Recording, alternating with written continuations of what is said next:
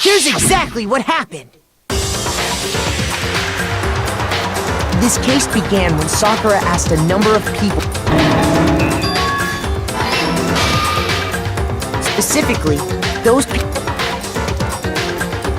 but one of them headed out a bit. She got there and she found it. She crawled into the locker to get out of sight. Then, from inside the locker, she saw Sakura. Next to arrive was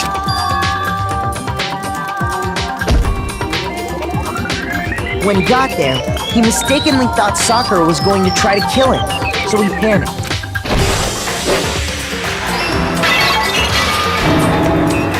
Without thinking, he grabbed a nearby Monokuma. Thinking he'd killed her, he hastily began covering up his He took a magazine from the table and forged a dying message from to that end.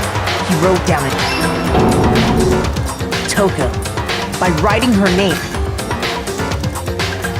But of course, Toko had witnessed the whole thing. So as soon as she jumped out of the locker and hid the magazine on the shelf with all the others.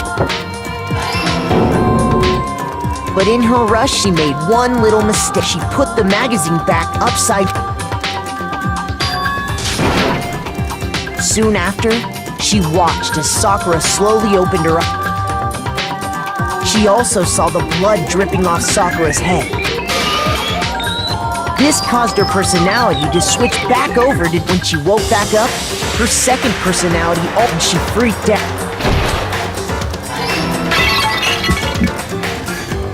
And just like Hiro, she grabbed. This explains why there were 2 wounds. Assuming Sakura really was dead this time, she set about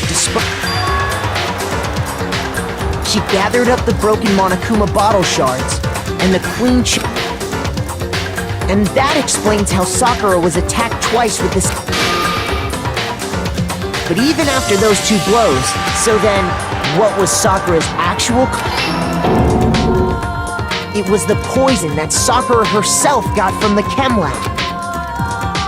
She turned the rec room into a true locked room scenario, and then drank the deadly mixture. And there, she took her final breath. Later on, the rest of us discovered that we had to smash the door's window to get inside. But someone already knew what had happened. And that same someone quietly snatched the bottle of... And while nobody was looking, replaced it with an empty protein can. They did all this specifically to place all the suspicion in an attempt to guide the trial to a and the one who went to all that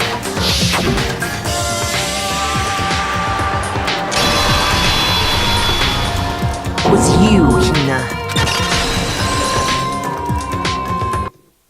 That's the full truth of the case.